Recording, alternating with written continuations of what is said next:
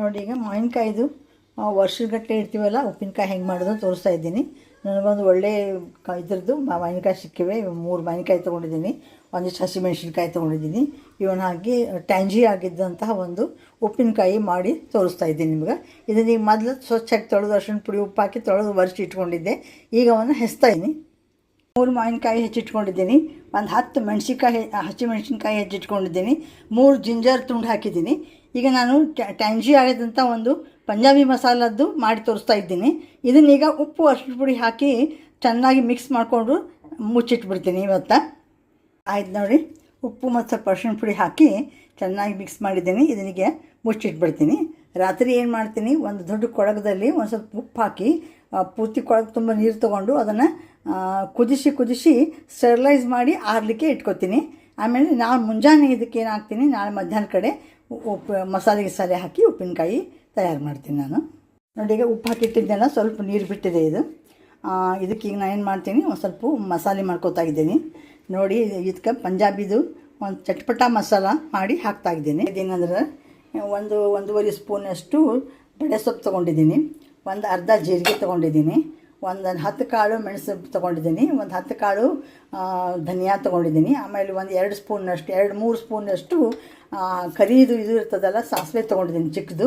ಇದನ್ನೆಲ್ಲ ಈಗ ನಾನು ಇದಕ್ಕೆ ಮಿಕ್ಸರ್ಗೆ ಹಾಕಿ ಪುಡಿ ಮಾಡ್ಕೋತಾ ಇದ್ದೀನಿ. ಪುಡಿ ಮಾತ್ರ ಪೂರ್ತಿ ಸಣ್ಣ ಮಾಡಬಾರ್ದು, ಸ್ವಲ್ಪ ದರ ಇರಬೇಕು, ಆ ರೀತಿ ಮಾಡ್ಕೋತಾ ಇದ್ದೀನಿ ನಾನು ಈಗ. ನೋಡಿ ಇದಕ್ಕೆ ನಾನು ಈಗ ಮಸಾಲೆ ಹಾಕ್ತಾಯಿದ್ದೀನಿ. ಎಲ್ಲ ಇದು ದರದರ ಕುಳ್ಕೊಂಡಿದ್ದೆಲ್ಲ ಅದೆಲ್ಲ ಮಸಾಲೆ ಹಾಕ್ತಾಯಿದ್ದೀನಿ. ಆಮೇಲೆ ಇದು ಸ್ವಲ್ಪ ಬಡೆ ಸೊಪ್ಪು ಹಾಕ್ತಾಯಿದ್ದೀನಿ. ಹಾಕ್ಬಿಟ್ಟಿದ್ದೀನಿ ಚೆನ್ನಾಗಿ. ಏನು ಮಾಡ್ತೀನಿ, ಇದರಲ್ಲಿ ಇಂಗು ಮೆಂತೆ ಕರೆದು ಹಾಕಿದ್ದೆ ನಾನು ಆ ಸಾಸಿವೆ ಜೊತೆ, ಅದನ್ನು ಪುಡಿ ಮಾಡಿ ಹಾಕಿದ್ದೀನಿ. ಆಮೇಲೆ ಬಡೆ ಸೊಪ್ಪನ್ನು ಪುಡಿ ಮಾಡಿ ಹಾಕಿದ್ದೀನಿ. ಈಗ ಇದಕ್ಕೊಂದು ಚೆನ್ನಾಗಿ ಮಿಕ್ಸ್ ಕೊಟ್ಟು ಆಮೇಲೆ ಸ್ವಲ್ಪ ಅರಿಶಿಣ ಪುಡಿ, ಇನ್ನೂ ಸ್ವಲ್ಪ ಖಾರ ಪುಡಿ ಏನು ಮಾಡ್ತೀನಿ ಇದಕ್ಕೆ ಕುಡಿಸ್ತಾ ಇದ್ದೀನಿ ನಾನು. ನೋಡಿ ಇದಕ್ಕೆ ಈಗ ನಾನು ಸ್ವಲ್ಪ ಅಜ್ವಾಯಿನೂ ಹಾಕಿದ್ದೀನಿ, ಆಮೇಲೆ ಖಾರ ಪುಡಿ ಹಾಕಿದ್ದೀನಿ.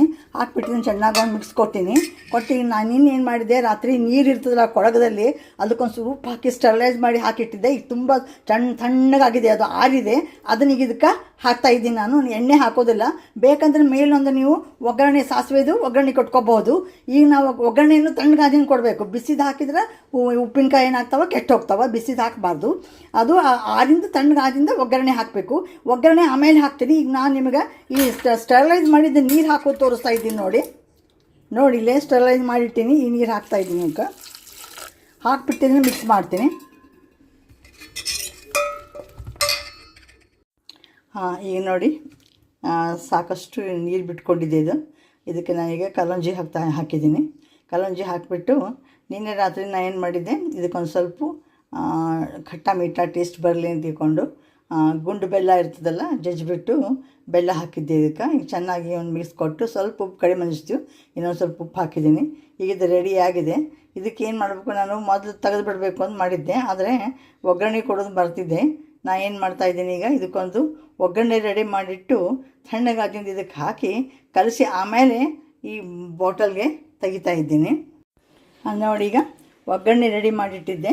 ಇದರಲ್ಲಿ ಏನು ಹಾಕಿದ್ದೀನಿ ಅಂದರೆ ಸ್ವಲ್ಪ ಎಣ್ಣೆ, ಅಂದರೆ ರಿಫೈನ್ಡ್ ಆಯಿಲೇ ಹಾಕಿದ್ದೀನಿ ನಾನು, ಸಾಸಿವೆ ಎಣ್ಣೆ ಹಾಕಿಲ್ಲ. ಎಣ್ಣೆ ಮತ್ತು ಇದು ಸ್ವಲ್ಪ ಸಾಸಿವೆ, ಕರಿ ಸಾಸಿವೆ, ಆಮೇಲೆ ಸ್ವಲ್ಪ ಇಂಗು, ಇಷ್ಟು ಹಾಕಿಬಿಟ್ಟು ಈ ಒಗ್ಗರಣೆ ಇದಕ್ಕೆ ಹಾಕ್ತಾಯಿದ್ದೀನಿ ನಾನೀಗ.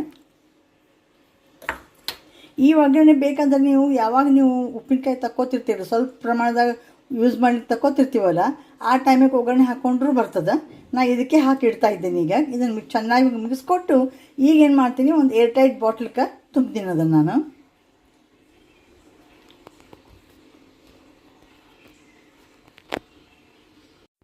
ನೋಡಿ ಈಗ ಒಗ್ಗರಣೆ ಹಾಕಿದ್ನೆಲ್ಲ ಇದನ್ನು ಏರ್ ಟೈಟು ಬಾಟಲ್ಸ್ಗೆ ತುಂಬಿದ್ದೀನಿ.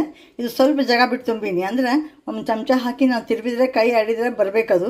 ಪೂರ್ತಿ ಮೇಲೆ ತನಕ ತುಂಬಿಟ್ರೆ ಚಮಚ ಒಳಗೆ ಹೋಗೋದಿಲ್ಲ. ಅದಕ್ಕೆ ಇಲ್ಲೊಂದು ಇದ್ರೊಳಗಿನಿಷ್ಟು ಸ್ವಲ್ಪ ಹೆಚ್ಚಿಗೆ ಆಗ್ತದೆ. ಅದನ್ನೊಂದು ಚಿಕ್ಕ ಬಾಟ್ಲಿನಲ್ಲಿ ದಿನಕ್ಕೆ ಯೂಸಿಗೆ ಬರ್ತದೆ ಅಂತ ಇದ್ರೊಳಗೆ ತಗೊಂಡಿದ್ದೀನಿ ಈಗ. ನೋಡಿ ಈ ರೀತಿ ನೀವು ಉಪ್ಪಿನಕಾಯಿನ ನಾ ಹೇಳಿದ ಪ್ರಮಾಣದಲ್ಲಿ ನಾ ಹೇಳಿದ ವಸ್ತುಗಳನ್ನು ಹಾಕಿ, ಸಾಮಗ್ರಿಗಳನ್ನು ಹಾಕಿ ಮಾಡ್ಕೊಂಡು ನೋಡಿರಿ. ಚಲೋ ಅನಿಸಿದ್ದು ಅನ್ಕೊಂಡು ಲೈಕ್ ಮಾಡಿ, ಶೇರ್ ಮಾಡಿ, ಕಮೆಂಟ್ ಮಾಡಿ, ಸಬ್ಸ್ಕ್ರೈಬ್ ಆಗಿ. Thank you very much for watching my channel. Thank you once again.